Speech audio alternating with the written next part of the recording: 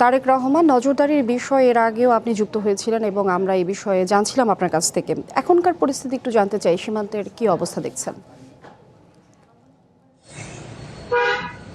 বিনিয়োগ ধন্যবাদ আপনাকে। আমরা সকাল থেকে খোঁজ খবর রাখছিলাম। এখন কিছুক্ষণ আগে বিজিবির সঙ্গে আমাদের কথা হয়েছে।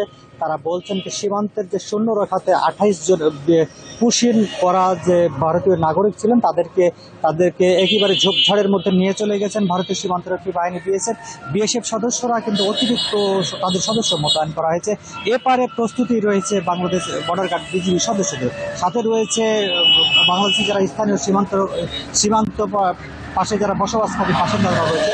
আপনার কিন্তু আমি একটু বলে রাখি যে গতকাল সকাল থেকেই চাঁপাইনবাবগঞ্জের বিভিন্ন সীমান্তে বিজিবির পক্ষ থেকে মাইকিং করা হচ্ছে।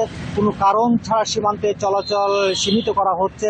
এছাড়া কোনো বাংলাদেশের নাগরিক যেন সীমান্তের কাছাকাছিতে না যায়, কোনো কেউ যেন ওপারে যাওয়ার না চেষ্টা করে সেটা কিন্তু নিশ্চিত করা হচ্ছে।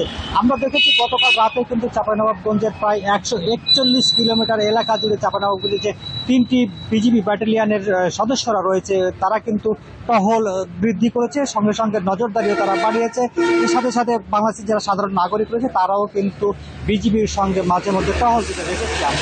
আমরা বিজিবির সঙ্গে কথা বলেছিলাম। গতকালকে একটি পতাকা বৈঠক অনুষ্ঠিত হয়েছিল ভারতীয় নাগরিকদের বিষয়ে, পুশিনের বিষয়ে, সেটি কিন্তু আশানুরূপ সাড়া দেয়নি বিএসএফ এর পক্ষ থেকে। অতএব এখন পর্যন্ত গতকালকে যে শূন্য রেখাতে অবস্থান করছিল 28 জন ভারতীয় নারী পুরুষ, তারা সেখানে অবস্থান করছে এবং আজকে পর্যন্ত বাংলাদেশের পক্ষ থেকে বারবার বলা হচ্ছে তাদেরকে দূরে সরিয়ে নেওয়ার জন্য, অর্থাৎ ভারতীয় ভূখণ্ডে নিয়ে চলে যাওয়ার জন্য বিজিবির পক্ষ থেকে বলা হচ্ছে। তারা কিন্তু কোনো কথাই কর্ণপাত করছে না, তারা বরঞ্চ আরও কিভাবে পুশিং করা যায় বা রাতের অন্ধকার তারা কিন্তু সুযোগের অপেক্ষাতে রয়েছে।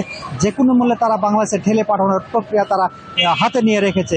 আপনার যদি আমরা বলতে চাই যে গত 2 মাসে অন্তত 2 শতাধিক ভারতীয় নাগরিককে বাংলাদেশের ভূখণ্ডে তারা ঠেলে পাঠিয়ে দিয়েছিল। অনেকে কারাগারে আছে, অনেকে আবার ফিরে গেছে। এ নিয়ে ভারতের আদালতে মামলা হয়েছে। এরপর বিএসএফ এর টনক লড়েনি, তারা মাঝে মধ্যে পুশিং অব্যাহত রেখেছে। তবে বিজিবির কড়া প্রতিবাদ রয়েছে, কড়া পাহাড় রয়েছে। সব মিলিয়ে এখনো বলতে পারি কি যে আপাতত পুশিংয়ের কোনো খবর নাই। তো সব মিলিয়ে পরিবেশ পরিস্থিতি শান্ত রয়েছে। বিশেষ করে এখন এই মুহূর্তে গোমস্তাপুর উপজেলার সীমান্তগুলোতে টহল জোরদার করেছে।